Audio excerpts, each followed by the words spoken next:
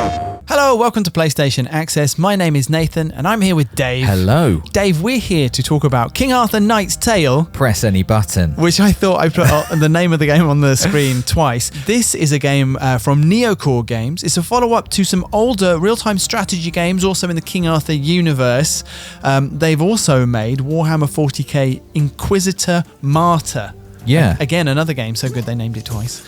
And this is more, well, we're going to talk about what it is, but this video is all about 5 reasons that we like it. Yeah, and we really like it. We were lucky to be invited over to Neocore in Hungary to play, and I think it's fair to say we both had a great time. Do you know why we had a great time? No. I've got 5 reasons. And the first one is the narrative of the game, David.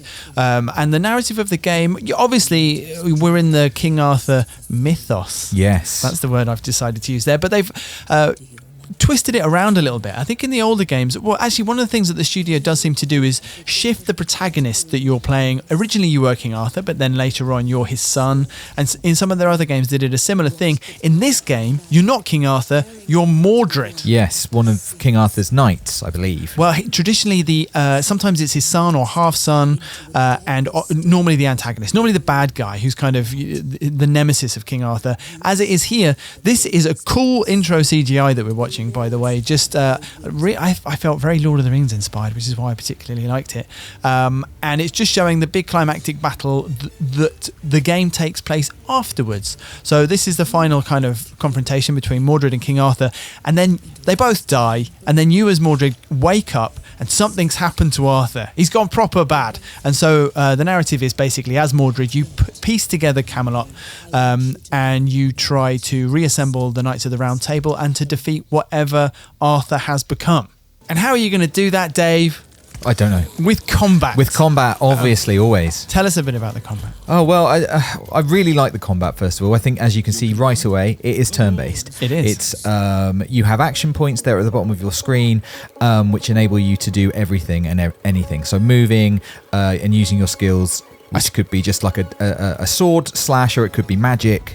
I've sped this up a little bit just because the enemy turns look cool when you in the kind of gameplay capture, but you know, me or you deciding very slowly which squares to move on to. We can say this was me. It was interesting. Nathan and I were playing next to each other, and I think Nathan slowly pulled away because he was more decisive. But I really like taking my time with this. I really like turn-based games. Well, I put anyway. this in. I saw that you'd actually captured this. Your favourite thing to do was to reserve your action points. Yeah, this was I did love reserving action points because action points are a pool. You don't want to always spend them. It feels, and sometimes you're left with like one, and that feels useless. But with the reserve thing, you can save it for the next go, and it will give you a little extra action point. It's especially for your personality. Also, combat takes place within small, explorable open world sections, and they feature just other kind of, sometimes little side missions or wave attacks, and these shrines and resting areas where you can choose either which party member gets to recover a bit of their health, or whether you want to do HP recovery or improve your armor, basically, depending on other encounters that you've already had on the map so far. Yeah, I thought this was really interesting because, first of all, these campfires are one use only, so you can choose to use them when you find them, or maybe consider there might be a battle later that it will be more valuable for you to use them at a later time. Right, yeah. And then there's that decision of am I restoring my armor? Am I restoring my hit points? And that is obviously a decision you'd make based on the makeup of your team and what action they've seen so far. Well, this is the other thing, is that all of it's going to... Also, how is your team spec'd, and what are the decisions that you're making in terms of your overall tactics, which this game gets into, the combat gets into very, very quickly. I was going to say, you have a party of 4. Obviously, the inspiration here is XCOM. They're very open about that, kind of XCOM in the medieval era. You have a party of 4. There's 5 here because someone has joined us during this mission. But you're going to lean into the specialities of your team, is basically, and you know, you and I were doing things very differently straight away. I was making sure I always had 2 ranged characters. I just wanted to put that big cleave. That was something which Sakei is particularly good at. This is Guinevere. She's about to do a freeze attack. So, obviously everything you do in terms of leveling your characters and giving them gear is going to be changing how you're going to want to set up for every encounter. Yeah, it feels like the game is really made for specializing. Even each of your characters has skills. Once you have a skill, you can further specialize that skill, so you can decide exactly what kind of characters you've got in your party. And yes, there is you have a party of 4, but you have a pool of many more characters. Up to 12 in the end game, so understanding those specialisms and choosing who comes with you and why is really important. That's and then how you get to take down the big worm. Playing their strengths as well. And it took me a couple of combat encounters to really start to understand that. But once you do, it's so moreish and fun.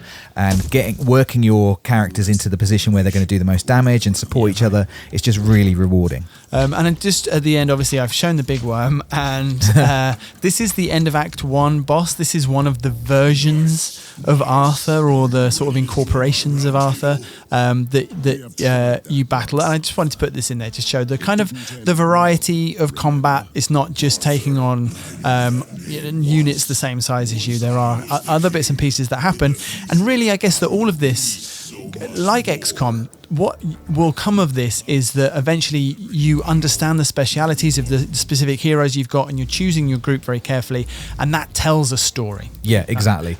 Eventually that becomes the story of the game. Yeah, I felt that the story really, obviously it comes from cutscenes and like between combat encounters, but loads comes from the combat. Which leads us to, Dave, number 3, which is the Knights of the Round Table, the characters in that story. Yeah. And this is just an example that we've got on screen at the moment of recruiting. Lady Guinevere has joined our party. The missions will often have you running into figures from the Arthurian legend. Sometimes they've always been through something extra in this kind of grim, dark version of the myth.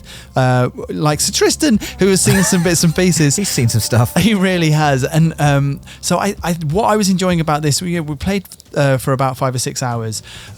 The difference is, obviously, like you have these people join the party, you get to see a really big difference. Like Sir Tristan is jumping around, he's got his double swords. This is Sir Ector, he's kind of arcane magic. He's using his ranged abilities. Sir Kay is just a big lad. He's really doing a lot of damage. And I think actually even more than that, the next person who's going to become active in after Guinevere on this is Sir Balan. Yeah. And you spec him to be an absolute brute. Yeah, he was a monster, and it's so fun. Like I said before, like understanding that, like making decisions about your characters and then getting them into positions to use those skills. You feel so good when something like this happens. And this is just, as Dave was mentioning earlier on, you're going to understand the characters, you're going to recognize them, and then they're going to have this extra backstory, which just kind of brings the game to life. They're not just mechanics on a face. They're going to have this connection to you. They can die, but then this is just an example of making sure that you have the right group to go into any specific mission. After the mission, everyone gets a reward, and you're going to be leveling these characters and specializing them for the combat, as we mentioned. And this is a kind of a late game. This is when you have a full roster to select from. All of them are leveled. Look at all the different kind of equipment that you're going to be able to use, the runes. And this is one of the skill. This is Merlin's skill tree here. And as Dave was saying, you get the main skill, and then you get those 4 skills around it. Yeah, the Masteries. And one of the places that you will be learning Masteries is in Camelot, Dave. Camelot? Camelot. Yeah. This is a lovely sweeping shot of Camelot that you got for us. And similar to XCOM, this is your home base, this is your HQ, and it is levelable. There are different elements of it that you can reconstruct and then upgrade. So, for example, this is the round table. You can give people titles here, and then that can make them more, they optimize it so that people become more or less loyal to you, and that will, again, depend on your party choice. There's a merchant, so you can buy runes and other bits of equipment, but there's also a training ground, and there is a crypt, Dave, for if any of your team do die. Yes, none of my team died yet, but I'm sure they will. And yeah, we should say that there's 2 ways to play this game. You can play it in classic mode, which allows you to load and save as you like, and you can play it in roguelite mode, which means the game saves itself, and when people are dead, they are dead. And I think that is going to be really exciting. More hardcore players, people who are more familiar with turn-based strategy games, are going to really enjoy that challenge. The stakes are going to be as high as ever. And I also just want to say that our crypt was empty there, as you'll have just seen. And I did spend quite a long time while we were capturing trying to get you to have Sir Kay killed, and you simply refused. I didn't refuse, but Nath, like I was saying about the story coming through the combat, Sir Kay refused to die. And yes, I wasn't putting him in the most dangerous situations, but also he was swinging and hitting loads of dudes, and like for me now, he is such a hero. Well, that's the thing. That's the story, isn't it? It's like that time where we didn't really care if he died, and he still wouldn't die. And then, like the next time you go into a mission with that guy, like you've got that shared history with him. Number 5, the final thing that I wanted to talk about was just the alignment chart, the morality chart here that you can see. So the kind of axes as you go through as Mordred, you'll be making decisions.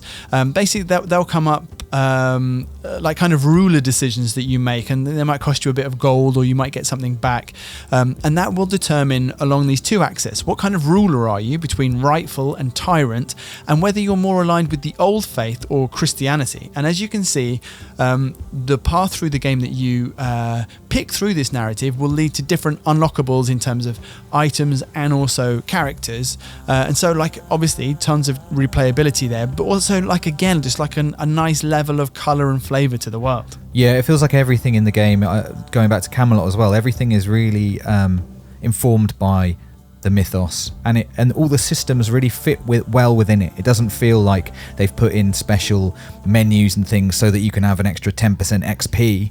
It feels like you're appointing someone head of the court, so that, and you know, like those kinds of decisions, everything is really rooted in the story and the narrative. And I thought that that kind of moral compass that is guiding you towards unlocking certain characters and skills like really worked and fit well within that. Do you know, for me it was, like we've talked on the channel loads about both fantasy nerds, and I am just spent my childhood in choose your own adventure books and playing Warhammer, and this gives that sense of just immersing yourself in that world. As soon as I saw Old Faith on the that side of that alignment chart, I was like, this is just such a cool world to spend some time in, and sort of just touch points from the Arthurian legend that bring them back to life again. I had a really good time with this game, and I'm looking forward to getting it on my PlayStation 5 at home.